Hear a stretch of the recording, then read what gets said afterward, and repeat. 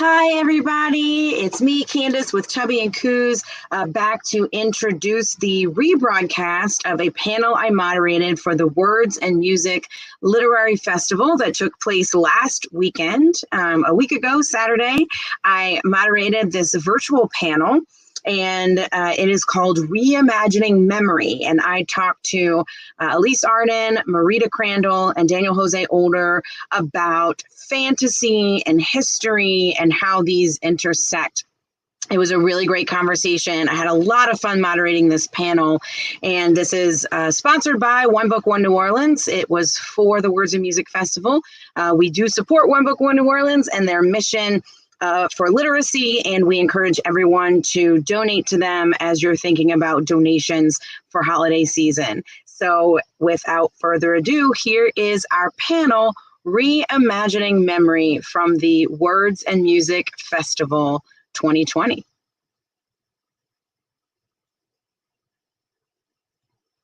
Hello, we are back.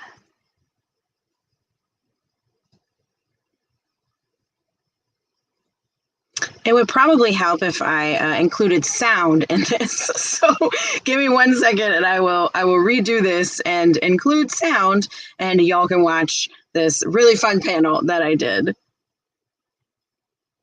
With Reimagining Memory, historical and fantasy fiction. We're really excited about this one. When we first started really conceiving of Words and Music 2020, we were thinking about ways that memory works and how memory works within our city. And we were thinking about historical fiction, and we said, we've got to do something cool with this. And then our brilliant steering committee member, Matthew Smith, said, well, you know, both of these genres, historical fiction and fantasy fiction, really call upon imaginative powers and speculation. And it like revises and tweaks and exoticizes the past. And so does a lot of fantasy. So let's talk about how these two genres that are usually considered sort of opposite things might work together. So here we are doing that. And when we started thinking about the moderator for this session, there was one person. And it is the person who is the brains behind not only the tech at this festival, but also the wonderful Tubby and Coos Mid-City Bookshop. Now, Tubby and Coos, I was actually advised to go to right after it opened from a friend, Nicole. And she said, hey, you like books. My sister owns a bookstore. They just opened. You should go. And I walked in, and there's stairs painted like books. There's games. I don't know how Candace did it, but they created magic in that space. And I'm so excited for the magic that is to come at their new location, which will open soon. So everyone go to Tubby and Coos when it reopens. Also, you can show them some love by visiting our virtual festival bookstore powered by Tubby and Coos. Not only can you support a local independent bookseller, but you can also support the festival because 10% of the proceeds are being generously donated to us. I cannot say enough good things about Candace Huber. They are generous and warm, and they put up with my nonsense when my brain doesn't work.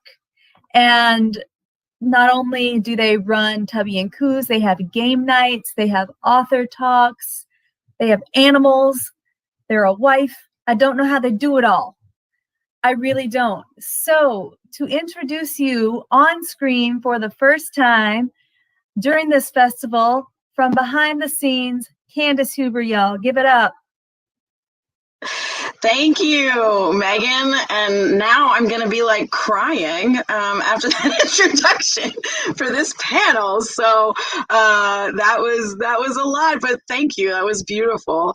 And yes, I've been behind the scenes this whole time watching everything, which has been amazing. I'm so lucky to be here, and I'm really excited for this conversation today with three authors that are some of my favorite local authors. And so let's get started with them. So today We're talking about historical and fantasy fiction, history, fantasy, how it all intersects. And today I have Elise Arden, who is a French Quarter person. She's born and raised there by street performers. And she has also split between here in New York City. She has a marketing background. Her debut novel garnered over like 1 million reads online before it was acquired. She writes the Casket Girl series, which the 4th book is coming out in January. And she also has a graphic novel, Zatanna, The Jewel of Gravesend, which will be released in April. So 2 books coming out next year. Hi, Elise. Thank you for being here. I also have Marita Crandall, who is the author of a bunch of local books, actually nonfiction books, my favorite being New Orleans Vampires, but she also has one on Storyville and Josie, Arlington, and she has one on Johnny White's, and quite a few local books now. And I know that she's working on some historical fiction as well, which I'm really excited to read. She owns Boutique du Vampire in the French Quarter, and also Potions Bar, which is one of my favorite places. We've had our Harry Potter parties there in the past. And she is a transplant from Germany, also has a marketing background, and is another person, all 3 of these people, really, I don't know how they do everything that they do. So welcome, Marita. Hello, nice to be here. Thank you so much. And last but not least, I have Daniel Jose Older, who is a New York Times bestselling author. He's got a lot of books, but of course the Bone Street Roomba urban fantasy series, the Book of Lost Saints, which was really good. He has the Dactyl Hill Squad, which is a middle grade historical fantasy series that puts dinosaurs and history together, and I'm excited to hear him talk about that today. He writes for Star Wars. He wrote Shadow Shaper, that series was amazing. So he is prolific and award-winning, and I'm so excited to have him here today as well. So welcome, Daniel. Great to be here. So I want to start here with everyone sort of just introducing the audience to your work and how you incorporate history and fantasy, like fantastical or supernatural elements, into what you do. So Elise, do you want to start us off? Sure. So the Casket Girls is urban fantasy. So I think one of the ways that, and it's about different New Orleans urban legends. So as the title suggests, the first book is about 3 of the vampire urban legends in the French Quarter. And the book kind of asks, what if these legends were tied together through time? Because they don't actually take place in the same time. So they would be connected through their different centuries. So history is the mechanism that explains a lot of the fantasy in the story, and thus making it feel more real, which to me is always good in urban fantasy. Like, I like urban fantasy that feels as real as possible. Of course, I love epic fantasy and high fantasy and all of that, but I think my number one is urban fantasy. And my favorite, is when readers send me messages that are like, I know this sounds so crazy because there's like vampires in your book, but like I really just feel like it really happens. And I think one of the major attributes to that, isn't brilliant writing. It's the fact that so many of the things are supported by history. So I think that's one of the ways. The second way is probably just rewriting history to some degree. So one of the big things, and this isn't really a spoiler, you find out somewhat right away. And I don't really know why I had the gall to do this, but I have and I kind of rewrite Medician history, or like the fall of the Medician dynasty in the series. And it kind of is like, well, what if it wasn't syphilis that took them down and it was a vampire? So kind of like, let them live on, into the present day and possibly for eternity. So I think those are the 2 ways, like something that's very macro across the series and across the genre, and then something that is much more specific. Awesome. And Daniel, what about you? I see you drinking out of that banned books mug, I think. I have the same exact mug. And I'm like, Great mug. yes. I love it. It's amazing. It's so cool. I can't remember where I got it. I feel like I donated somewhere and they sent It is Unemployed Philosophers Guild, I want to say, or something like that. Anyway, Yes, totally. I love all that, Elise, and it's so cool that it's in your work. And I feel the same way. You know, like for me, whether I'm writing actual historical fantasy or just ghost stories, it's always about the crossroads of mythology and history. And I think that's such a right place to explore because all history really is mythology and all mythology really is history, but we treat them as if they're in these two separate categories and they can't interact. Otherwise we're lying. And it's that type of myth that's a lie, right? As opposed to the myth that's a cool story about monsters. And I find that so interesting. You know, I find these categories that we make very fascinating and very telling about who we are kind of as a people, and also very damaging if we don't treat them, you know, as the categories that they are, and if we take them to be reality. By which I mean, there's more about history that we don't know than that we do know. But we act like we do know, and we're taught history. People teach history as if it's these straightforward, simple truths, and then, you know, discovery of America and all these lies that are really about genocide, you know, that are really about horrible things that happened and horrible things that people have done. And how do we craft it to make it sound more okay so that we can keep going, right? And keep doing it over and over. And that's why it's so dangerous. And that's also why, for writers, it's such an interesting place to intervene and to step in and say, yes, but what if? And what about those histories that white supremacy has destroyed or tried to erase or pretends that never happened, right? What about those people that were buried underneath all the real realms of lies that, you know, we've been telling ourselves? And that's, again, where there's so much to uncover. There are histories that have made it through. And when we start to do research, we can find them, and it's so cool. And then we can add pterodactyls and like ride into war, you know, on a dactyl back, and how cool that is. And that's where the nerd in me just gets really excited. The fantasy nerd from back when I was a kid, and still, you know, just lights up. So with Dactyl Hill Squad, like, I wasn't that interested in writing a straightforward historical fiction book, not because I don't like those, I love those, but my brain really gets excited by fantasy. So I had all this research in my head about the Civil War era and New York specifically, and different activists of color who fought back in different ways. And I didn't know where to put it until I was like, what if they could write on pterodactyls? And then it all made sense. And the whole Clearly the tie that binds. What's that? Clearly the tie that binds. I feel like every writer has to ask themselves that question at some point. And that's how Dactyl Hill happened.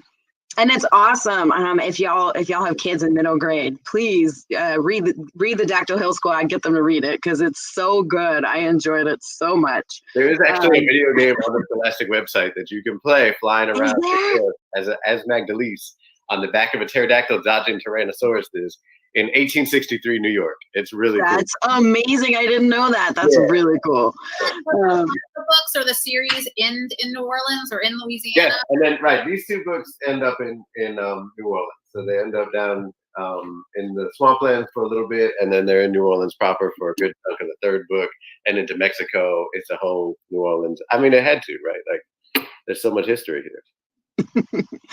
And Marita, what about you? Because you write a lot of real history. I think every published book you have so far has been nonfiction, but I know you're working on historical fiction. So you kind of have a unique perspective.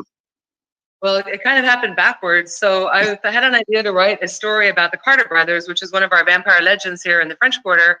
And then just miraculously, History Press contacted me and asked if I would submit a proposal to write a book about where the vampire legends of the French Quarter came from. And I thought, wow, this is too good to be true. So they accepted my proposal, and I wrote that book, and I learned so much that I started getting really intrigued about really incorporating or finding out more of the history. And so my book I'm really supposed to be talking about is the Josie book. And that is, she was a madam here during Storyville time. And I think the research for me is the best part, because I uncover things that, you know, so many people don't know about. Like there was a prison here on just across Canal Street that was everything, you know, back in the past. They had the chambers there for the judges. They had a chapel. They had the cells for women. They had cells for men. And it was only there for like 40 years. but it was there during Storyville time. And so I just uncovered so many interesting things about that I was able to incorporate into my novel. And so that's really what I've been doing more of, is finding out the little tidbits of history that people wouldn't necessarily know about, and trying to incorporate those so that when they do read the novel and something comes up and then they do some research and they'll go, wow, this is real. Because I know when I read historical fiction, I love that. When I do some research afterwards and I'm like, wow, this really happened. And she just incorporated, her characters. So that's kind of my take on, or what I'm doing with my books. Awesome. Elise, do you have something to add? Yeah, to build on that a little bit, I think that's one of, like, bringing it back to New Orleans, like, because the city is so unique, it is the historical, those lesser known historical things, or not even that far back into history. I think one of the things about the Casket Girls that makes people write to me with that it feels so real is those small things that they don't think are real, but then they look them up and they find out that it is. Right. On top of crazy shit that happened after Katrina that they also think I made up. Yeah. And then they go to look up and then it's real. So then it does start to be like, well, wait, is the magic stuff real too? Like, if all of that other stuff that I thought you made up was real, is this stuff also real? And you're really like blurring those lines. And I think that is like where the magic starts to happen.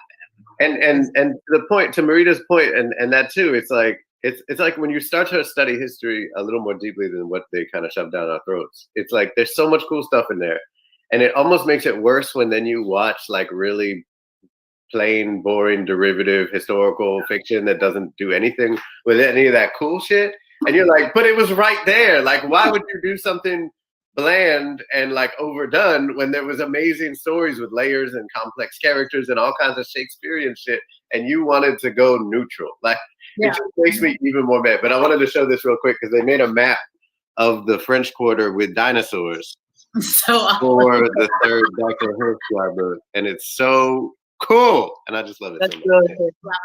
Yeah, it's very cool, and I think that, of course, New Orleans lends itself to a lot of this as well, because, if things like vampires and dinosaurs would happen, it would probably be here. So I think, like as a setting, I think New Orleans sort of lends itself to bringing together history and the supernatural or fantasy or whatever. And all of you have books set here. So I'd be interested in your thoughts on that as well. Do you think New Orleans lends itself to that more than other settings that you could have picked? For me, go ahead, I'm sorry.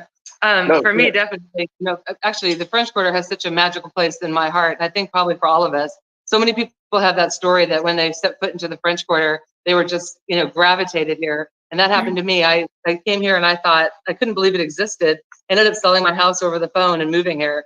And I just, there's so much history. We don't just have vampire history. We have Storyville history. We have poets. We have witches. We have, so much. It's such a rich culture. And then we have voodoo, and we have just even the, Black culture into novels. And there's just, it makes your head swirl how much history we have here to work with.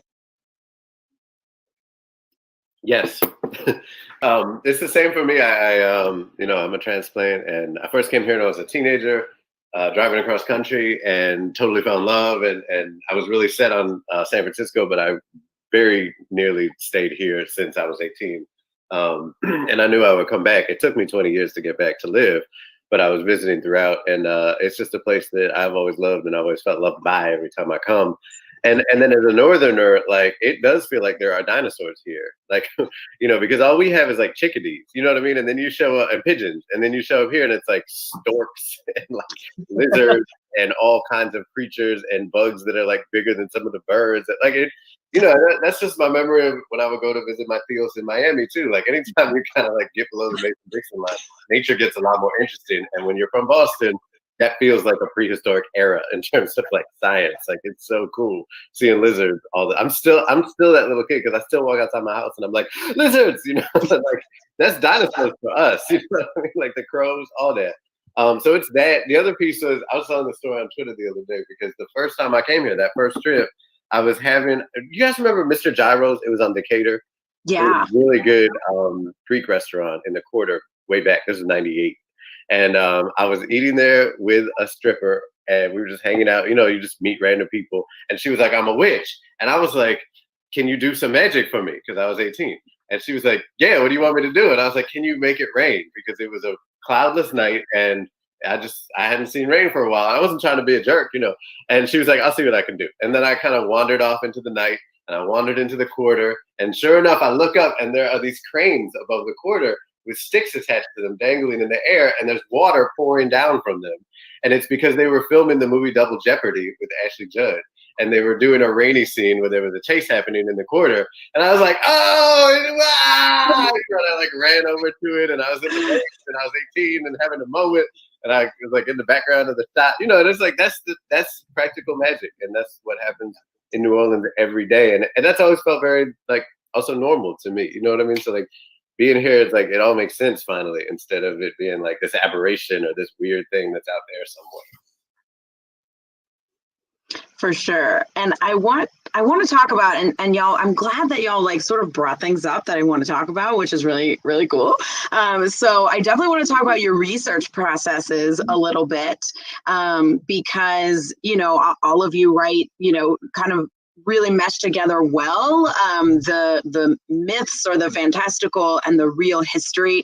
And as y'all were saying, I think in all of your books, like Marita writes nonfiction, but you would think it's made up a lot of the times.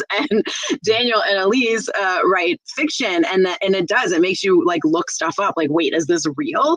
And that line is blurred. So I'm interested in your research process, and what things have you found, like in your research processes too, for this stuff that like seem not real, but they're real, right? Like it's so outrageous that you would think it's fiction, but it's not. I don't know if y'all have any like fun facts like that. But if not, just tell us about your research processes, because I'm interested on that.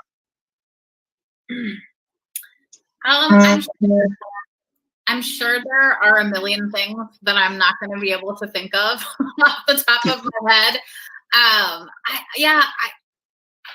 I never know like how deep or shallow to answer this question, because I feel like what I'm saying is boring, but then it's a question that people always ask, so people must be interested in it. Go deep. What? Go deep. Yeah. My research process is very expensive and very thorough. I think especially because, I mean, this is definitely building off of what Daniel was saying, but there is so much revisionist history that if you're really like getting into a complex, nuanced, layered story, you're not like going to Wikipedia or Googling, you know, you are going to libraries, you are going to the research center, you are becoming best friends with the guys that work at the New Orleans Historic Center. You know, like this week, I got my manuscript back from both the voodoo priestess and the Archdiocese of New Orleans. You know, you're writing some New Orleans shit when you're getting it, you know. So I have gone to Florence for a few weeks to study the Medici and work with private tours. And I have really complex systems of keeping up with everything and color coding things. And I think one of the great things about it is when you're going so deeply into certain topics, it's all stuff that I'm interested in regardless of this story. So, and for example, in the Romeo Catcher, so each story has its own historical plot line. So in book 1, it starts in Paris and it's the transatlantic journey, like coming to colonial New Orleans with a stop in Saint-Domingue. And in book 2, it's in like a little post-Renaissance Florence. And there was one big scene, but it was kind of crucial to the character's development in the story about like medical science of the time. So when I was writing this book, I knew pretty much everything there was to know about science and surgery and what human beings knew about the body and what they believed falsely about the body, from this 50-year period. And there was one point where I actually had to change the timeline by about 20 years. And 20 years in science back then, in medical science, it's like it might as well have been 500 years. I had to rewrite the whole thing. And it ended up being about the discovery of a vein, which for a vampire book actually was much better than whatever it had been. But because and some people I could see very easily being like, you spend way too much time on this. Like, this is not productive. This is why you write so slow. But the thing is now, several years later, I still have all of that inside of me. And I totally know that my next project is now going to involve like historical medicine.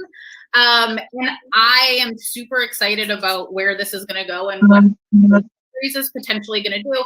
And I know I never would have gone down, I wouldn't be going down this path right now if I hadn't gone down so deeply for the Romeo Catchers. And I also just don't believe that it would have been so rich if I hadn't gone down so deeply there. But I mean, it's really not until you start peeling back these layers that you're finding these other figures in history, that are not the wealthy white man who had the right last name, who either wrote the books or was the best friend or the son of or the boss of or whatever, of the person who wrote the books. Right. And I'm not saying there's anything wrong necessarily with those, but it's like those are stories I'm just not interested in, as a reader or a writer. So I'm, ecstatic to take the time to find something else, more or less. But like Daniel said, it's like, especially in a city like New Orleans, it's just laziness if that's where you're landing, because it doesn't take a lot of work to get to some cool stuff. I mean, some stuff is incredibly hard, I find, for research because of how much history has been destroyed. But I at least like to feel like I have exhausted the resources that I have available to me before I start making stuff up to fill in the blanks. Yeah, I'm pretty similar. I think of research. I think of my research process in a funnel shape, and it starts very, very broad. Sometimes it starts before I realize I'm doing the research. So like for Dactyl Hill Squad, I watched the entire Ken Burns Civil War series at one point, and I had no idea why. All of a sudden, I was just like, I need all this information about the Civil War, right? But I followed my gut, and that's one thing that you have to do as a writer a lot, is learn how to follow your gut. Even though at the time I had no projects on the table with that had to do with that whatsoever, I just got really interested in it. So I find it really helpful to have an overview and a bird's eye view of things, and that's what documentaries like that do. They take you from the beginning to the end, and just give you this really broad spectrum, and then I stayed broad after I realized that I was actually going to cover that period for real. I still needed more kind of broad stuff. So I read Battle Cry of Freedom, the James McPherson book, because that's exactly that. It really just gets into, it's beautifully written, and it just gets into so many different aspects of it throughout the course of the war. And as I was doing that, I realized like I really only cared about the last 2 years, because that's when things got really interesting to me. And again, I was paying attention to my instincts, and that's when they put Grant in charge. That's when the Union got its shit together and started winning battles finally, instead of fucking around and pretending that they were just here for kicks or whatever. And this is the kids panel, not anymore. No. so again, I was starting to zero in, right, last 2 years of the war, and then I was like, well, what about? And then I already had some information stored up about the draft riots, so learning about New York. So again, I'm just zeroing in. I will say that, and this is going to make a lot of librarians cringe, I realize, but Wikipedia can be very helpful in an early stage of research. It can't be the end-all be-all, and you can't use it as a reference on your papers, kids. But it is super helpful in that there's a lot of great information on there, and it will lead you to a lot of even better information. And if you treat it that way, it's super good. If you treat it as the truth, the answer and everything else, that's going to do you harm and your story harm. but the cross-referencing ability, you can just go, you can get lost, like going from battle to battle to general, biography to this, to that. And that's a really helpful thing, like, because there's two modes of research. There's like the wandering, kind of the fool that wanders, which is great. You should be a fool sometimes. And then there's the precision, the surgeon who's like, okay, now we need to get right to the exact point so we can extract the information we need and get on with it. And those are different kinds of hats. Those are different kinds of reading. And it's important that you know what you're doing. Because sometimes you'll pop up, you'll have to pop in and out of them at different times. You can be deep in a series and suddenly be like, wait, I need to do some wandering again, and then kind of come back in and hone in on what you're looking for. Oh yeah, if I hadn't had Wikipedia, like purely for the Medici family tree. Oh yeah, exactly. Yeah, that's clutch. Exactly. And then for Star Wars, they have the Wikipedia, which is also incredibly helpful, and I have used quite a bit. Thank you for calling Chubby and Coos. Give me 1 second, We are currently closed for browsing due to COVID-19. However, sorry, I'm not sure I can do anything about my answering machine at the bookstore, but I'll mute myself so that Marita can talk about her research process. So, yeah, like Elise, I get carried away with it, and like you as well. What I did, which is kind of crazy, I was happy once I finished the vampire book that I could go back to my Carter Brothers novel, because now I had all this information from the past to incorporate into the novel. And then I needed a character to have a love affair with Wayne Carter. And I thought, it'd be really cool if she was a madam. And so I started researching madams, and all of a sudden I found Josie Arlington, and I was just amazed by her. So I had to know more. So the more research I did, I thought, gosh, this would make a great history book as well. So instead of finishing my vampire book, I wrote another history book on Josie Arlington. But I mean, I'm really glad I did, because I found out things that I never would have gone to the lengths to find out. And I mean, like you said, there's so many crazy, things that really happened that we could never believe. And I mean, even like, the history of New Orleans, a lot of people know about Gallant Street, but I mean, a lot of people don't. They think Storyville was the end all to, brothels, where before that, there were two predecessors, Gallant Street and the Swamp. And I thought, wow, this is so, so the more you know, the more you can actually add your fiction on top of that, layer it. But one thing that I found was really cool. So I was doing research on the Carter Brothers novel again, and I was doing a lot of research on blood. And, I wanted to find something unique. And so this is so fascinating to me that this is really true. Back in the World War II, they were using, they'd already learned how to separate blood, and they had it to a powder form, which they use nowadays. And I actually had a customer come into my vampire shop to tell me this, and that's why I started researching it, because he's a phlebotomist. He said, yeah, sometimes a patient will have so much blood coming out of them that doctors take a handful of this powdered blood and throw it on their wounds, because it's the easiest way to stop the bleeding. And so I researched it, and they were already doing that in World War II, so they could get soldiers back to where they could actually be worked on, rather than just the fields. And so I really incorporated that into my novel as a way for the kind of vampire huntress to keep the vampires at bay, because it kind of freezes them for the moment, right? So anyway, things like that, though, that you find out are true, it's so fun to incorporate into your work. So I thought of something specific, but it's not like a wacky kind of thing, and it's a bit opposite as far as it was something that I found interesting, and I didn't believe it. So I had to look it up, and it honestly is what started the whole book. So I will keep this succinct as possible. So around the time when I was, kind of starting to write, I met a family member of mine who was my grandfather's cousin. So it was a woman in her 80s, and she was the coolest person I had ever met in my family. I was like, who are you? Like how? And she is a nun. She still is a nun. She's a Jubilee Ursuline nun. And I just could not believe that someone so cool was also a nun. Like, I will say it. And it made me want to learn more about the Ursulines and more about being a nun. And she very much told me that becoming a nun could be an act of feminism, and especially in 14th century, 15th century. And I was like, what are you talking about? Like, that is so not true, and it goes back to like my biases and what I had thought about nunneries, convents, being a nun, clergy, all of that, from my experiences growing up in Catholic New Orleans. And so I was happy to be proven wrong, or like wrong in this case, because I really did think she was just so great and so progressive and so feminist. So I had to go and learn more. So I started reading everything that was written pretty much academically on the Ursulines, their role in colonial New Orleans, which is not totally unproblematic.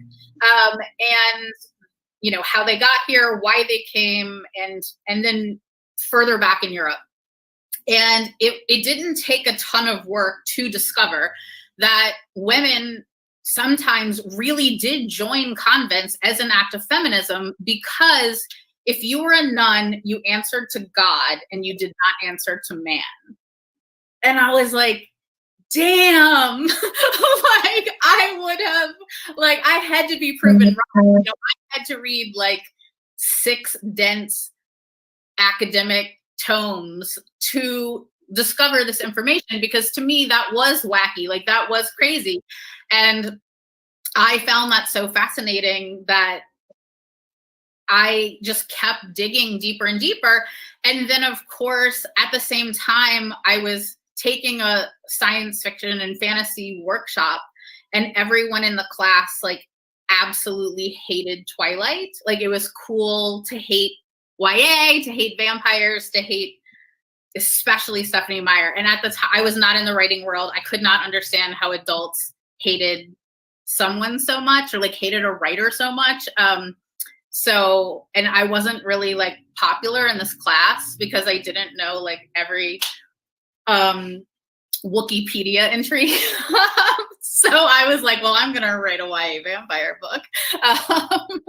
And I happened at that exact time to have been doing all of this research just for my personal like knowledge on the Ursulines. And it just happened that, oh, well, there's this vampire urban legend that takes place in the Ursuline convent. And then, I needed to apparently write thousands of pages. So.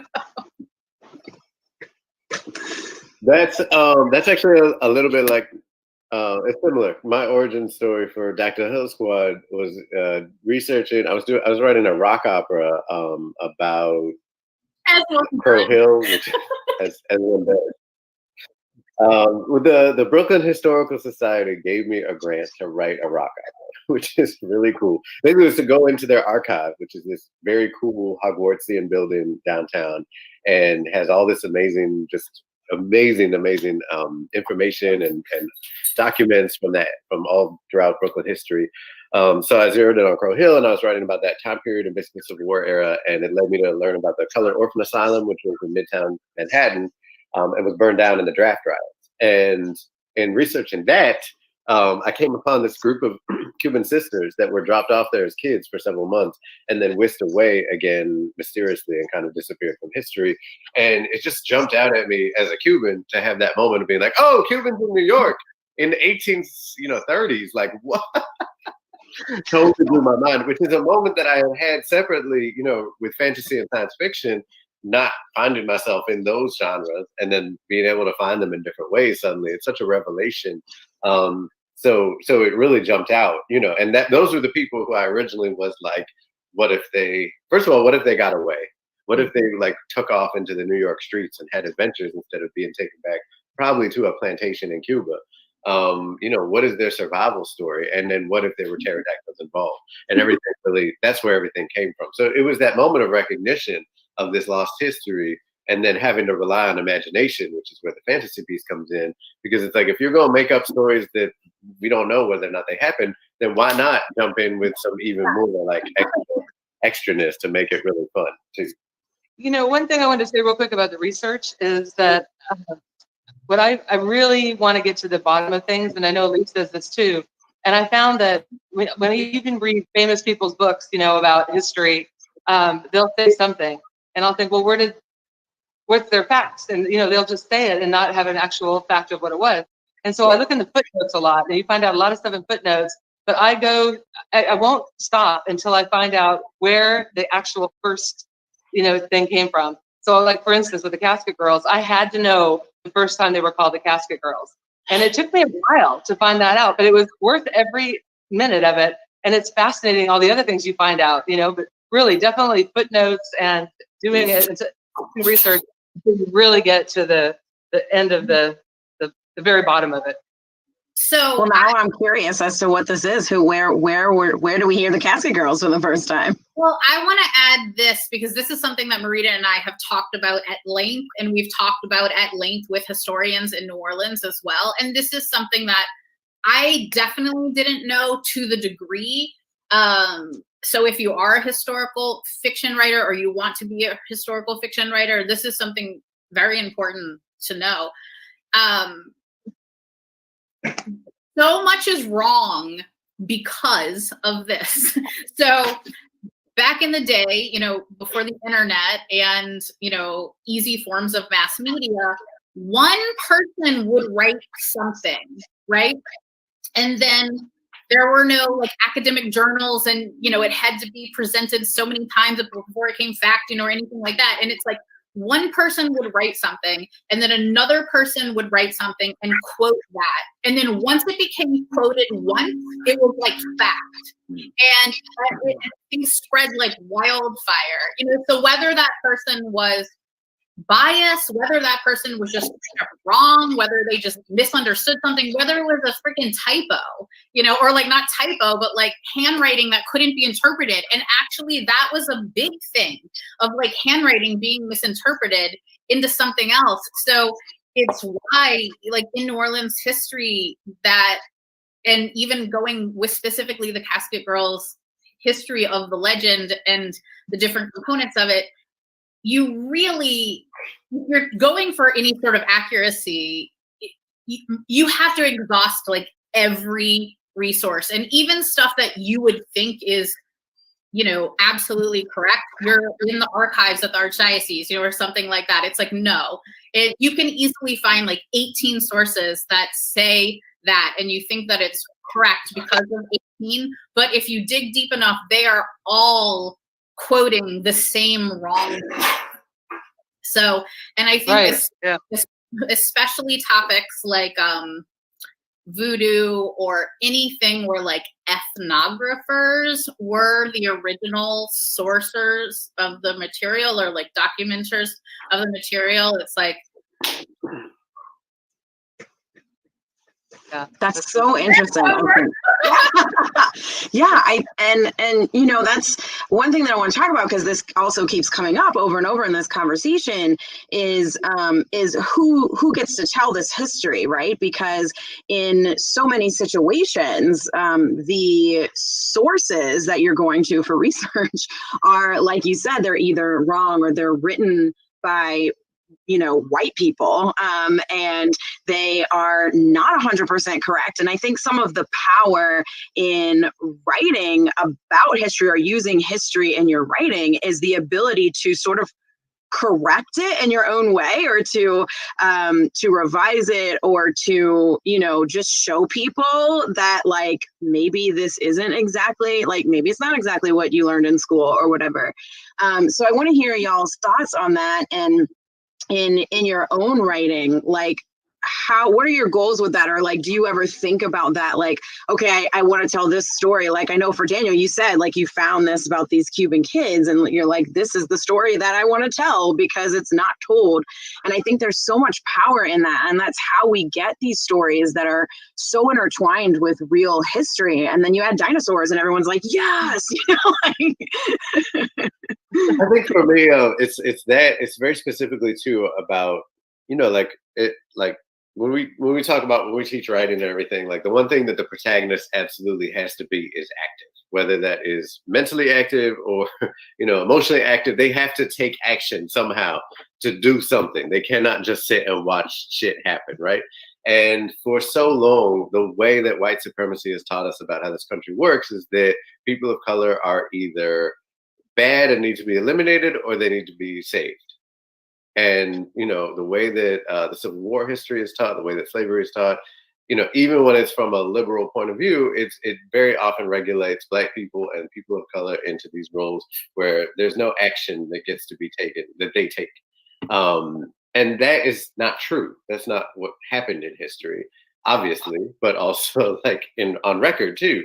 The moment for me where that really jumped out was learning about David Ruggles, who was an incredible activist in New York, who was part of the Underground Railroad and really got the organizing world together around getting people who had escaped from slavery to safety, which included getting them out of New York because New York wasn't safe. People were kidnapping Black New Yorkers and sending them back into slavery, and those people worked for the government. So it wasn't like this peaceful, happy place for people who had escaped slavery, or for Black people who hadn't escaped slavery because they could just as easily be sold down south. Yeah, Hudson River Valley slaves. What's that? Hold on.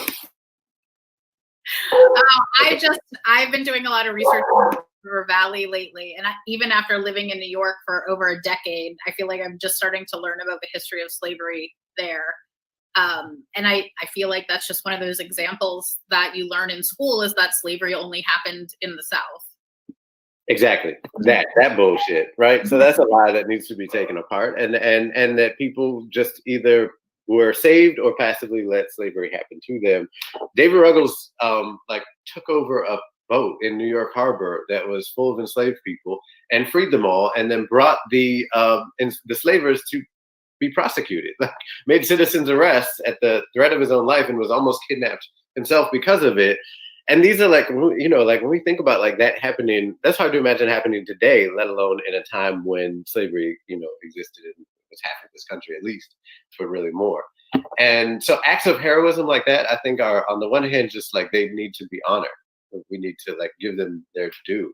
And on the other hand, they're inspiring. And in a time when people are still being pulled off the streets and put in cages, children and adults, and for no good reason, whether it's because they're on the border or because they're in an urban area where they're criminalized just by existing, we still need to figure out stories of what it means to get free.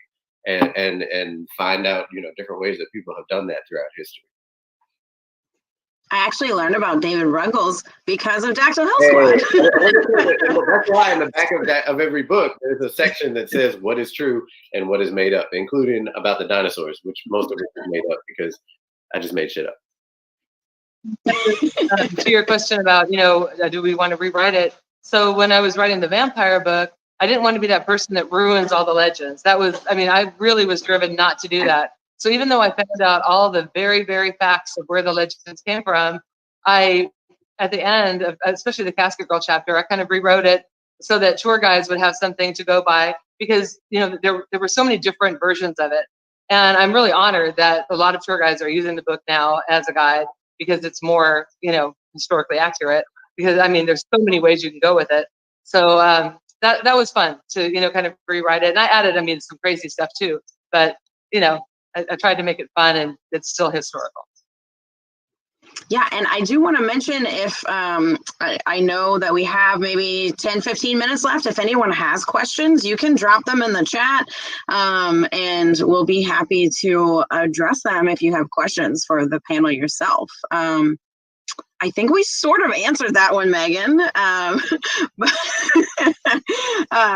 it was one of my questions, so we're on the same wavelength. But I do have a question about making sure readers, or how do you make sure that readers know that you're taking the history seriously? I know that this happens, especially when you're writing about New Orleans, for sure. People here are very protective of our history and our legends. And especially too, when you're writing about the Civil War, for example, that's very serious history. So how do you ensure that your readers know that you're taking it seriously, even though you're adding these fantastical elements like vampires or dinosaurs? I feel like, I don't think any of you do it, but I feel like I've seen writers that it's like, are you taking this seriously, or did you just throw dinosaurs in there because, right? So. No, that's a really good question, because I some of it is, I think there's concrete answers to that question, and there's some of it that's just a vibe, that you're just like, sure. Stuff I read But it's true. It's true about history, and you're exactly right because of that. Because one thing I love about New Orleans, and one thing that's also true of Boston, actually, is that we take our city and our history of our city deeply, very seriously, and that's cool. And so some of it is like, because we do that wherever we are, you can just kind of tell when someone isn't. Like, there's just a way. But I think it's also true, even not in a historical way, but I feel that way a lot reading urban fantasy. A lot of times I'll read urban fantasy, I'm like, this motherfucker's never been in a city. Right, like, nothing to do with Exactly. right? Like, live in Connecticut and not New Haven. And that's fine. You can write urban fantasy from Connecticut, but go to New Haven once in a while. You know what I mean? and you can just tell. Some of it is you can just tell. Some of it I think is in the detail work, and it's the details that matter, like the stuff that you would only kind of know if you really immersed yourself in it, whether that's the research or the actual place. And for me, like, I don't think even a lot of people who are history buffs know this, but Grant really did show up in New Orleans, like shortly after winning in Vicksburg, to just kind of like chill for a second. And New Orleans, being this little blue dot, which it kind of still is, in a vast red sea, which was the Confederacy, because of the occupation, was somewhere where he could actually go regroup. He had some strategies he needed to discuss with the folks down here. And he fell off his horse while he was here during a troop inspection. And there was rumors about whether or not it was because he was drunk or whatever, because that was always following him, And it's just this, like, it's to the point of footnotes. It was literally just this footnote in a much larger book. And I was like, oh, that's so perfect, And it's like those little moments that you can pull on. So that actually very much happens in Back to the Hill Squad. And it didn't have to, you know what I mean? But it was one of those things where it's like, this is so cool that this happened, that we never talk about it because it doesn't matter that much, but it's still really cool. You know what I mean? In the grand scheme of like the Civil War, there's a lot of more important details than Grant being in New Orleans for a week and getting so injured that he was actually hobbling around with a massive leg for a while because he broke his leg. His horse fell on him. It's a Allosaurus, and its name is Samantha, and they're chasing like Confederate spies through the streets around St. Charles, But again, like, I think it's like these moments, it's geography, it's the feeling of being there. It's all these different, like, visceral details, I think, that really make things come to life, whether it's world building in a fantasy world, in an actual real world thing, or in a historical context. That's so fun to know that actually happened. Yes, I don't know. I don't know. I guess I didn't think about that being real, but that's awesome. Like, in that moment in history, he was really here, which is so cool. I would definitely echo all of that. I have a Grant scenario with TCG as well, and it was one of those super tiny footnote sort of things as well. So the whole series, I'm going through my head, making sure that this is not a spoiler. So if I just stop in the middle, I realize that it is, that I can't say it. But so the series arc is about the legend of the Comte Saint-Germain. And it's an international legend, or like a European legend, really. And then, of course, it has a pit stop in New Orleans, similar to Grant, although that's not my little tidbit. But I have read anything that has been printed about Saint-Germain. And there is some wacky stuff, as ridiculous. There is. And it's totally conspiracy theory land, so I spent tons of time before I finished the first book kind of sorting out like what was too far into conspiracy theory land, what is a viable historical avenue, what's like a semi-viable historical avenue. And one of the most like common backgrounds for this man of legend was that he was this Transylvanian prince, and during occupation his father sent him to the Medici, and that he ended up going to school with like one of the younger Medici kids. And that one little sentence, like, there's no other details. It might have been that they went to school in Siena, and that's why I put them in school in Siena. But I was like, that's kind of how the Medici came into play. I was writing this whole thing about, or was going to do this whole thing about Saint-Germain, this one tiny little thing that was like, oh yeah, like the Medici hid the prince while the court fled, and he went to school with one of their kids. And so I then ended up, of course, being like, no, this is going to be an alternate history of the Medici legacy. But it was that tiny little footnote, that one little thing that kind of set it off. And of course, that thing does end up being a linchpin in the series. And I won't say any more than that and accidentally say something. But yeah, you get that in book 2. So it's not a big spoiler. But yeah, I think it is about those notes. And I would agree with Daniel. I don't really think that I have a checklist, a mental checklist of like when I'm reading a book, historical or not. I just feel like I do definitely, and setting is so inherent to me that if I am getting those hard vibes of like, have you not even been to a comparable city like the one that you're writing in, much less the city, it's hard probably for me to even finish the book because I can't suspend disbelief. So I feel like it's the same with historical.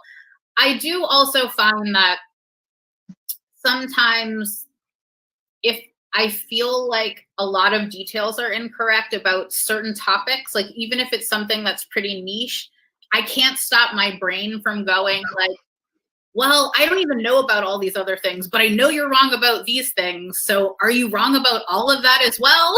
Like, should I even be like ingesting this information? And did you make a choice to be wrong, or are you just lazy?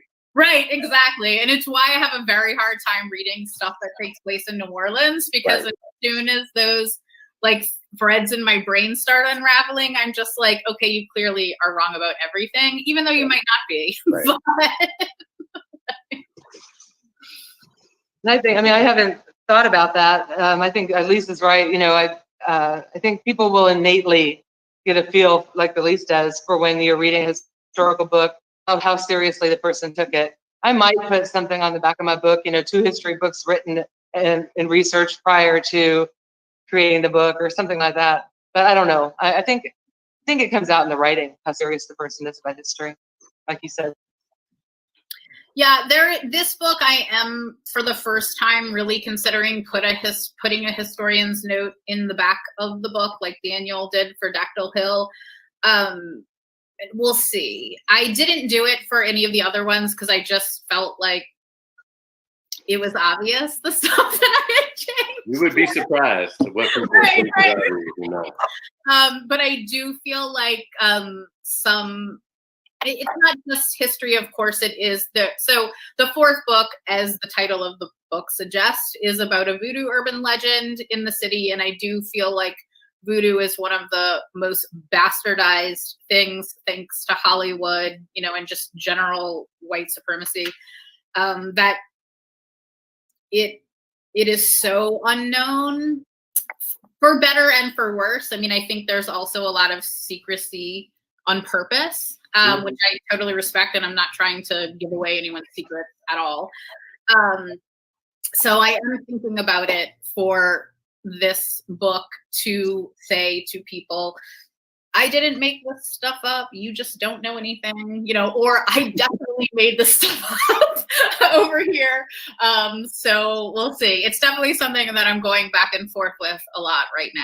So, real quick, I just want to get that real quick. Something really interesting I found. I was doing a little research on voodoo, and I found a newspaper article when the newspaper here in New Orleans was still in French, during the time when Marie Laveau was still alive. And it was from a reporter who snuck into a voodoo ceremony of Marie Laveau's. And I translated it, and it's on my website under research. And it was really fun to read. And his take on it, it also was, absurd, but he was actually there, and that was pretty cool. So if you have a chance, check that out. It's really neat. That is super cool. And we have like 5 minutes left, but there's one question that I really wanted to get to because I'm super interested in this, which is about monsters in history, because I feel like real history has monsters, of course, in it. And I just read P. Jelly Clark's Ring Shout, which if you haven't read it, it's phenomenal. And he makes the KKK are actual literal monsters from hell. And he has these monsters, is amazing.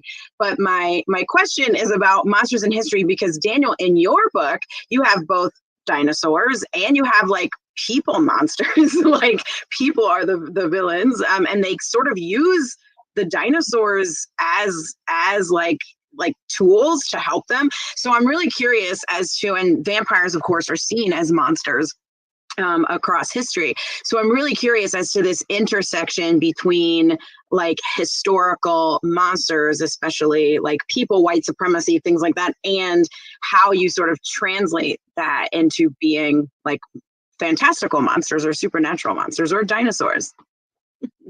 Yeah, for me, it's exactly that. You know, like dinosaurs don't scare me anymore because I'm grown. But I do find them, the idea of like riding them, or what, you know, what space they inhabit, what the space they would inhabit in a society if they had survived, is really interesting to think about, just as like a cultural whatever human. But yes, like there was a point in Dactyl Hill when I was trying to figure out who the bad guy would be.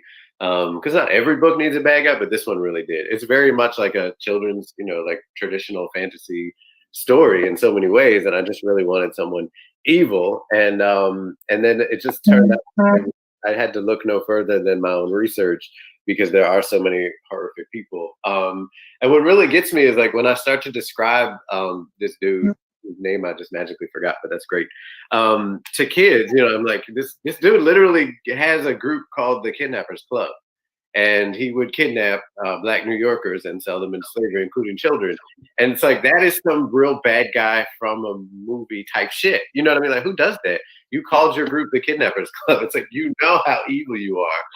Like, you can't, why make up something when it's right there? So that's why I Riker, because there's some controversy about whether or not he's actually the Riker the Riker's Island is named after, or if he's related to that person. But either way, he might as well be, because that's how he rolled, he was all about putting people in cages, which is what Riker's Island is. So, you know, it's like, it was right there. It was just a question of how do you bring that person into the fabric of the narrative in a way that feels harmonious with the rest of the story. And that was very easy in a way.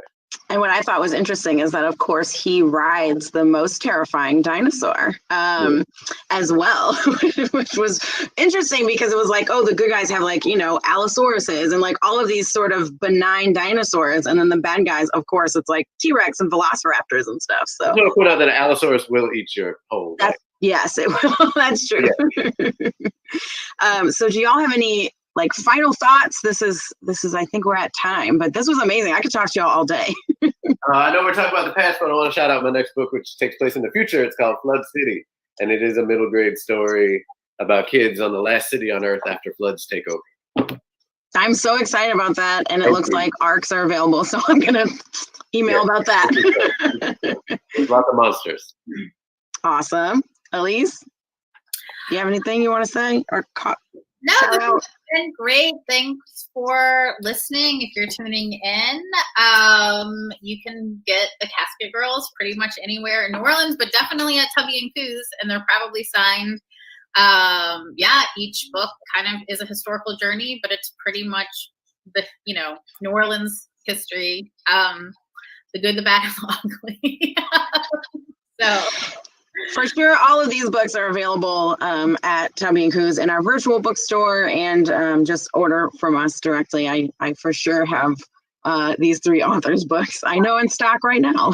So in closing, I'll say like one thing that's a little positive, because I know we railed a bit, but if you do write historical, I know that I had crippling anxiety before the first book came out because of the history, and did I get every single thing right? Oh my God, am I going to get crucified for getting a small detail wrong? Who was I to rewrite this? And I did go to a lot of talks like this, and I saw other people that were like rewriting way bigger or controversial things than I was doing, and I was like, get a grip. But I will also just say, like, don't let the fear of getting something wrong hold you back. You have to get to the end of the book, and then you can fix details. And even if you get every single thing right, people are going to tell you that you're wrong. Right. I get all the time notes from people or in reviews or whatever that something is in the French Quarter. Like, I got something in the French Quarter wrong. I go look out my door and I'm like, looks right. thinking, and then I go and like look up the person and they're like in Wyoming. Right. So it's just like, people are going to tell you that you did stuff wrong when you didn't. You're also going to get stuff wrong. Right. Like, perfect. So, just go for whatever you're doing, be as respectful and be as thorough as you can. And also have people read it and their criticism seriously. To that point, I had a copy editor try to take bougainvillea out of my book because it doesn't grow in New Orleans. And I was just like, come on over. Let me show you my goddamn house and the bougainvillea that is trying to eat it alive because it's so huge and out of control. But to that point, too, you can always also remember for writers out there doing historical work, no matter how much you mess it up or get things wrong, it will never be nearly as wrong as most American history textbooks in America. So you're good. And on that note, I think we will end this panel. I'm going to bring Megan back on. Thank you all so much. This was awesome. I'm so glad that I can talk to y'all because it's always awesome. So thank you all so much for being here. And here's Megan to take us away and move us on. Thanks. Wow. Thank you guys. So part of my studying for my dissertation was actually theories of history. So I spent a lot of time thinking about storytelling and power and what happens when you control narratives. So this really sort of took me back to those research phases for my dissertation. I'm so glad that I heard this conversation. So we're going to move on to the next thing. It's actually really interesting that you guys talk so much about research because the next panel is called Heartbreak and Research, Poets on the Writing Process. So we'll really get to see how poets use their process of research as well, which will be really cool. Don't forget that Words and Music this year is accessible on a donation basis. So whether you give $1 or $1,000, it's all going to the festival, which supports literacy initiatives year-round in New Orleans. So you can do that by clicking those links in the chat. You can also go to PayPal and go to wordsandmusicnola@gmail.com, make a donation there.